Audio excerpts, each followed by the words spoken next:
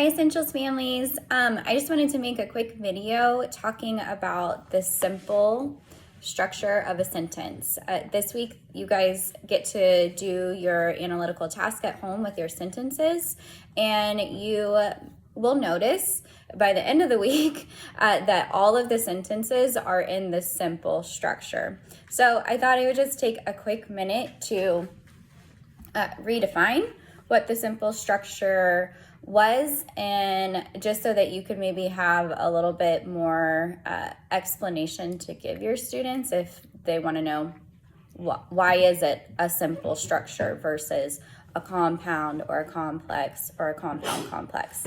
Not going to define the other ones. We're just going to talk about the simple structure, and maybe hopefully you guys have just a little bit better understanding for those who were looking for a little bit more. So first I wanted to refer back to our little chart. So here was our simple structure little house, and it was just one house, and that was because it is just one independent clause. So I thought it would be helpful to know the definition of, first of all, a clause and then an independent clause.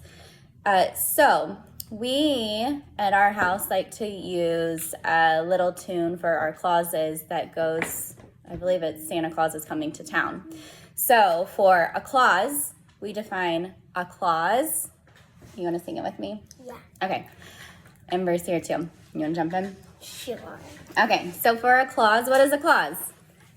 We're going to sing it slow. Okay.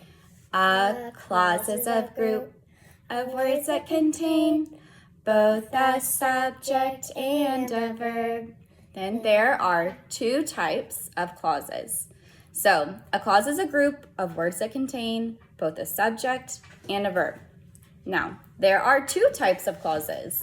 There's an independent clause, and then there's a subordinate or a dependent clause. There's that one. So our simple structure is an independent clause. So we're just going to define what an independent clause is. So, are you ready for an independent? Yes. And it continues on with the song. We'll sing it all together. So, an independent clause expresses a complete thought like a sentence. That is an independent clause. All right. And then it will continue on to a subordinate clause. But we're not even going to worry about that because our simple structure is just an independent clause.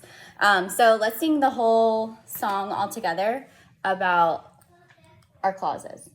Both of them? But not the subordinate clause. Okay. Just we'll end it at independent clause, okay? So it goes like this. A clause is a group of words that contain both a subject and a verb. There are two types of clauses. An independent clause expresses a complete thought like a sentence. That is an independent clause. So that's where we'll stop today, but that just gives you a little bit more explanation to what a simple sentence is. A simple sentence is an independent clause. A clause is a group of words that contain both a subject and a verb, and an independent clause can stand alone and it expresses a complete thought. Okay, so those may just be some questions, I guess, to pose to your student if you're wanting them to connect the dots. You can point out that it's a clause. It has a subject and a verb, or you could ask them, well, does it have a subject and a verb? Does it express a complete thought? Can it stand alone? Does it need anything else? Which it'll make more sense when we get into dependent clauses. You'll be able to compare and contrast. But yeah, that's it. Just if you were looking for a little bit more explanation to why is this a simple structure. And I do believe it will be helpful as we go on. Once we start seeing we have compound complex or compound complex, just the difference. So if you have that sort of nice and steady as a foundation, you'll be able to understand, and your student will be able to understand a little bit better how they vary. So anyways, that's it. I hope that was helpful.